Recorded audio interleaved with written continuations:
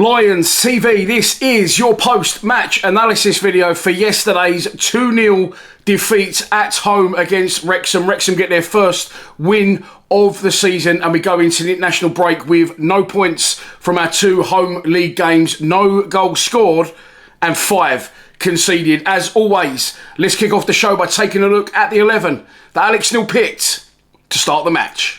It was Stephen Bender in goal, Ryan Leonard right back, Zach Sturge left back, Kramer and Cooper the central defence pairing. Then it was Massimo Luongo and Luke Cundle in the centre of midfield, Idemo and Mako on the left, Camille Nesley was allegedly there on the right, and up front, the undeadliest of duos, Josh Coburn and the big garlic and herb Mihailo Ivanovic. Wow, okay, there's lots to talk about in this, and the full-time reaction from yesterday is on its way to 10,000 views. I'd rather not get 10,000 views the way I got it. Yesterday, completely drained the life out of me.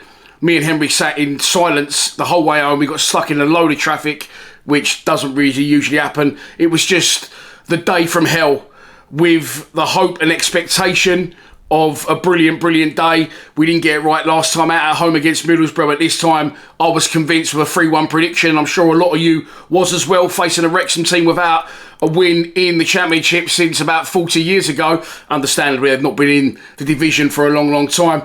But I thought we'd learn from our Middlesbrough mistakes and I thought we'd get the job done. We have injuries. Okay, we've got to face that. I don't like to be one to bang on about injuries. I'm mates with a few Arsenal fans and they go, well, you know, the reason last year was Havertz got injured. The money they spent, billions of pounds, you should have good squad depth. I think our squad depth's getting better. I think we showed that in the week against Coventry in the Carabao Cup with the use of the youngsters. But we have got Alfie Doughty out, who's a big miss for us and was a big signing for us. We've also got Casper De Norre and Billy Mitchell out yesterday. And for those that moan about those two, I think yesterday proved how important they are to us. Casper De Norre wasn't named in the squad, and afterwards Alex Neil has said that he isn't going to be available, but you know he isn't going anywhere basically, so he's not going to be sold. Casper, I knew the situation earlier in the week, but obviously I couldn't have said anything. But he is a Millwall player. He is going to continue to be a Millwall player, but he's not going to be available at the moment. So read into that what you will, but it's pretty fucking obvious. Also, no Femi Aziz, of course, and Macaulay Langstaff, the super sub, is also now injured. So we are light in areas. We did bring in Caleb Taylor in time to be in the squad, and he made his first appearance for the club as a substitute yesterday, should I say. But what is this issue now that we seem to have at home? I honestly think that's one of the worst I've seen us play under Alex Neil. I wasn't at the home game where we lost to Oxford and Gary Rowett was Oxford manager and it beat us 1-0. I was recovering in hospital from double hernia surgery and I watched it on the iPad. So it felt a little bit more painful, or as painful as double hernia surgery yesterday. I'd rather been back in hospital for that one because it was really bad, I thought. And everyone's entitled to their opinions, but me personally, I thought it was one of the worst we played under Alex Neil, like I said. And I'll tell you why, I'll give you the reasons behind it. First off, whether we win or lose, especially at home and away, I always credit and praise our shape. The way we move around the pitch together, we move as a unit, we've always got good shape. Yesterday, I thought the shape was so bad. We was very detached. The midfield were detached from the forwards. There was balls going places where people should be, and the people that should be there weren't there. That got proven with a few balls that were put into the box, but not just in the box, all over the pitch. The gap, and I feel like I'm going back to the Gary Rowett era now, the gap between the midfield and the forwards was ridiculous. The defence was sitting really deep. In the first half, I actually thought Luke Cundle played really well. I thought Kramer was winning the battle and played really well against Kiefer Moore, and he pretty much did win that battle, didn't he? It was down to Stephen Bender, which I want to get onto. And obviously the obvious one is Idemo and Mako. I thought he was absolutely brilliant yesterday. Yes, some of his crosses didn't go where they should, or some of his shots. Again, I'll play him on the right, but we seem hell-bent on playing him on the left. But he did put one on the plate for the Serb, which he missed. I'm going to get into the game in a minute. There's more I still want to talk about. So that was one reason, the detachment and the lack of shape, something we usually, as a basic, do very well. Unable to string two passes together. None of the players seem like it's on the same wavelength. And for those saying we dominated the first half, the club included. At half-time, the club tweeted that, and as you can see, it says, no goals in the first half, despite a dominant display. I didn't see that. I don't know what planet people are on if they think it was a dominant display. A dominant display, in my opinion, is you go all out attack, you completely dominate possession, you create loads of chances, their goalkeeper has to keep them in it and make loads of saves, and you've absolutely got them on the rocks. And I did not see that. We did not have a shot on target. We had about 25 shots in the game, 2 on target. One of them wasn't a shot on target. It was actually where Zach Sturge got to the byline early in the second half, cut one back, and it deflected off their defender, and shot goal was Danny Wall done really well. He's near post to turn it around for a corner. That was actually on target, but it wasn't a shot. It was a deflection of a defender from a Zach Sturge cutback. Like I said, the only shot we had on target in the entire game was after the injury to their goalkeeper, about 120 odd minutes in, and that was Mihajlo Ivanovic on the turn. The fire straight at the goalkeeper, by which point the game is lost anyway. So no, we wasn't dominant. We was worse in the first half, a lot worse than we was against Middlesbrough. We had no intensity to our play. We had no drive, no ideas. Everyone was shirking responsibility. No one wanted to take responsibility on board of making something happen. You could feel the tension amongst the players. I felt it was transferring to the crowd or vice versa. But fair play to Emakhu yesterday. Yes, he ballooned a couple of shots over the bar. Yes, his cutbacks from the byline don't always go where they should go because he's on the left. And I just can't work that one out. I really, really can't. It'd be much more dangerous on the right. And at one point, I thought the manager might have switched them over because Nesley was playing that bad. And I love Nesley. Fantastic player for us. Really buzzing. He's at the club. Proven, already early in the season against Norwich that he can score good goals. Not afraid to shoot from distance. I said after the Sheffield United one that went just over the bar that he will score more goals for us this year. He'll be a big player for us. But I don't know what he was doing yesterday. He gave the ball away pretty much every single time he got it. And again, if people didn't see that, I don't know what he was watching. But getting into the game, no, we wasn't as good in the first half. Nowhere near as we was against Middlesbrough. We created very, very little. Their goalkeeper did not have a save to make. Their centre-backs were rarely tested. You can have all the possession you like, knocking it around the fucking back. Anyone can do that. Because when teams come to the Den, they're going to let you do that. And this is what I'm trying to work out in my own head. And I'm welcome and open to people giving their opinions in the comments. Any team in the world, really, in England, barring Man City, Arsenal and Liverpool, any team will go away from home and they'll be slightly more defensive. Right, that's a given. So teams are always going to be slightly more defensive when they come to the Den. Are we slightly more defensive when we go away? Yes. So maybe, is that the key? Maybe don't be as intense. Maybe try and invite teams on. Because now, if it happens again, our next home game isn't until after the international break and it's against Watford, it's actually in my mind now that, hang on, this could be a problem. I think it's in the players' minds, and Alex Neil needs to try and sort it. Luckily, transfer window, closes tomorrow, not luckily, but I'm expecting a lot of business tomorrow, and I will be live in here until the close of play, which is at 7 p.m. Not sure what time I'll go live. Probably, as soon as the first bit of news comes out. So probably from maybe, I might do 7-8 hours tomorrow live, but I'll be there until business is attended to. But we need players in. We definitely need players in. We're still not hearing anything about Youssef Arabi. There was rumours he was in London for a medical. Strong rumours from reliable sources. But there is rumours now that Leicester have hijacked that deal. And I hope he wasn't at the Den yesterday to see that. There's rumours of other players. But I'll get on to that. Talk about the ones we have got and the ones that did play yesterday. First half, Luongo balloon one over the bar on his weak foot from the edge of the box. Emakhu cutting twice, balloon one over the bar on his right foot. I'm not laying any blame at the feet of either Emakhu because I thought he's the only one who had the bit between his teeth yesterday and any sort of intensity, willingness or desire to get on the ball and try and make things happen for us. And he deserves to keep his place in the side. Other than that, he puts a good cross in. The big Serb should score. People absolutely burying Coburn. He was bad yesterday, but I don't think he was as bad as the Serb. People saying the big Serb's checked out. If you don't know what checked out means, it means that he's had enough at the club. He's got his eye wandering elsewhere and he wants to be on his Serbian bike up the road as soon as possible. I don't believe that. I've said before that confidence in football is a huge, huge thing. And I think that they've proven before those two that once they start scoring, they will continue to keep scoring. Let's not forget we're only 4 games into the season. And it's not been a bad start. I think if I was sitting here and we won 1 at home and lost 1 at home and won 1 away and lost 1 away, the crisis wouldn't feel as bad. And it's not a crisis, but I was really drained yesterday. Really drained. To the point, I didn't even want to put the videos out. I didn't want to film this today. But I have, in the interest of being consistent, and people are wanting it, and I do feel now better getting this off my chest. So we don't want this to become a thing, lingering over us, the home form. Predominantly, over history, a very, very good club, strong club. Our home form has always saved us, but we are now, as it's obvious, 2 wins away and 2 losses at home, better away from home. So what can we do to crack that nut? Well, players coming in will help. But Alex Neil needs to try and work something out, because we seem to have gone back as soon as they scored the first. I said to Henry, I'll refuse to leave a football match early. Never left a football match early in my life, never will. I said to Henry, we're not going to score here, just so you know. We're going to lose the game now. He went, yeah, I know. But we sat there to the end. He actually fucked off back into the box, along with everyone else, when they scored the second. But we was not dominant in that first half. My definition of dominant doesn't cover how we played in the first 45. Put it that way. We was reliant in the second half. We had that early chance through Zach Sturge, the initial 5-10 minutes. But other than that, we was reliant on a long throw that never works into the box of our only real idea. We couldn't get anything going in the second half. The players looked laboured and legs were going. Massimo Luongo in particular, I thought his legs looked like they was going. Understandably, he's quite new to the club. Although he's had a pre-season, his age may be creeping in.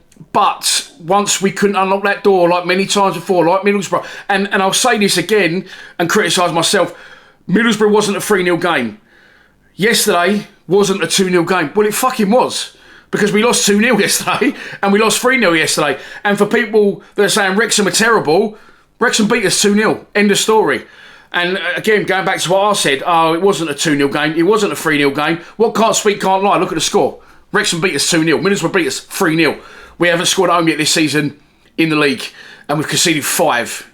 That is worrying. Even at this early stage, that needs to be rectified. And it's a good job it is early in the season, because it's similar to someone said to me, fucking West Ham are going down. And I said, hopefully, probably, but because it's all going wrong so early in the season, they've got a long time to sort it. Similar with us now, we've got to try and, if we want to be taken seriously in this league, we want to believe what we're all saying and that we're gone to a next level, because right here, right now, on reflection, the opening 4 games and an international break, to reflect on it, we have not. We have not. This is what happens at the Den. We build a bit of hope with them away games, and maybe winning those away games adds extra pressure to the home games. We feel the Den for years. My man, when he was alive, said it to me when I was a kid.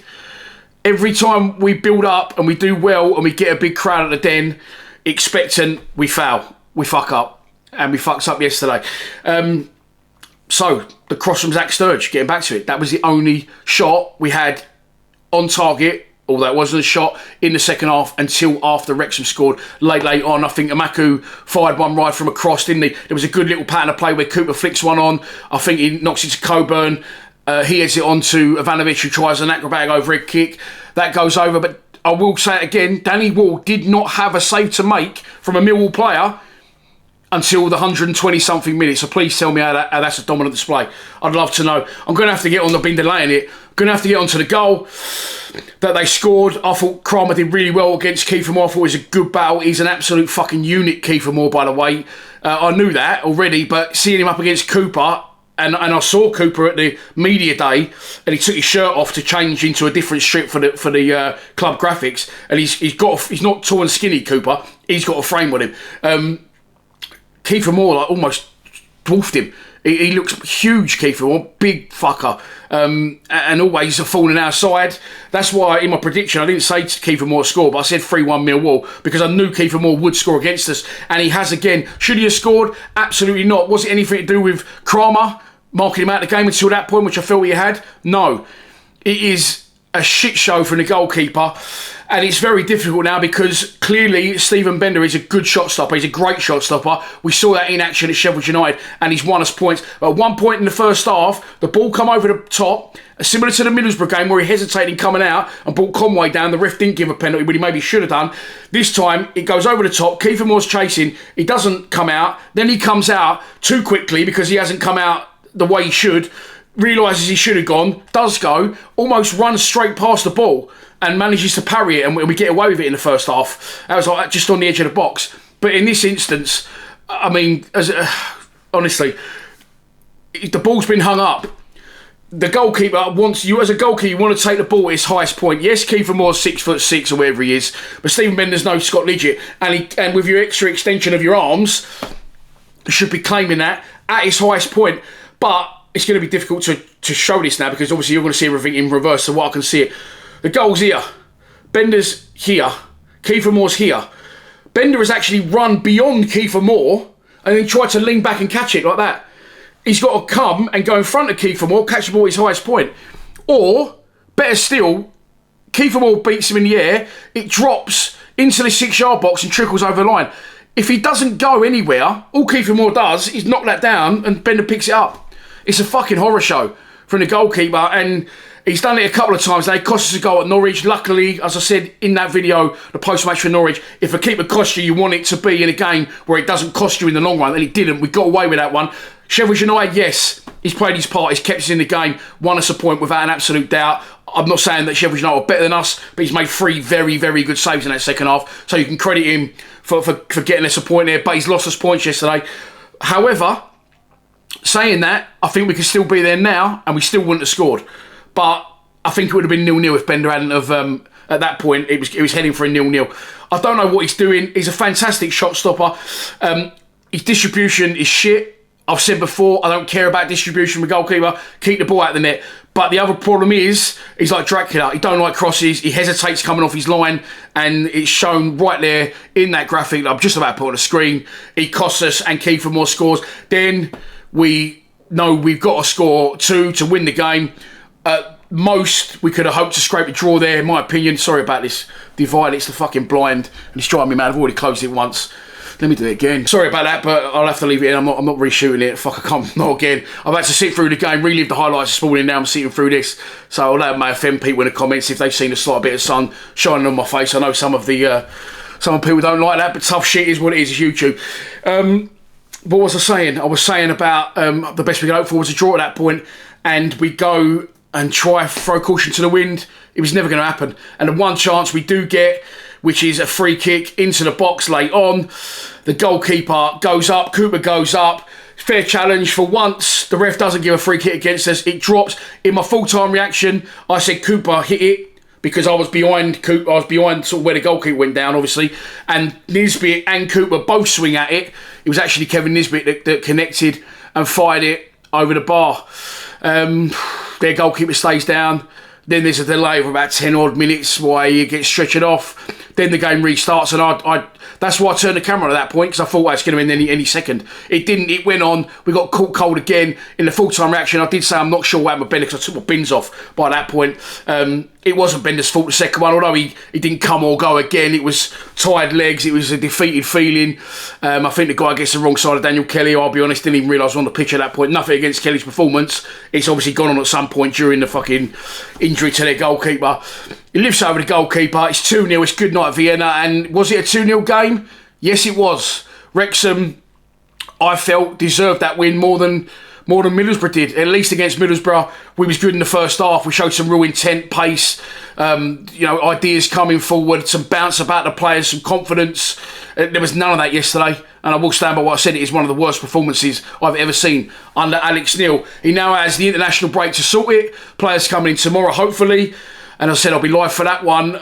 The one good thing I could take out yesterday, well, 2, Idemar Mako's performance. Secondly, he will need a reaction now for the Anoraks in 2 weeks' time, and I'll fucking pray he gets it. Obviously, our away form's better as well, but we cannot go there and lose that game, especially against that little prick bouncing up and down the fucking sidelines on his hands and knees, giving it this one. Can't have all that. So we wipe the slate clean. Should be waking up today going, fuck me, we're on 9 points. Well, we think we should be waking up today going, we're on 9 points from 12, but we aren't, we? So we shouldn't be, because we are where we are and we've got what we deserve, which was absolutely fuck all. So there you go. I will say one last time, I am live tomorrow. From when you see the first bit of news go out tomorrow on our socials, I'll be going live through to the close of play at 7 PM. The boys will be joining us, and then after that, it's the international break. We're going to do a den debate next week as well, probably on Wednesday, and I'm going to try and get a couple of these Lions lounges that I've got lined up, some very, very, very big ones. I'm going to try and get them over the line during the international break as well. Enjoy your Sunday, what's left of it. I have no idea what time this video is going out. Please subscribe to Lions TV. Come on, you Lions, fuck's sake.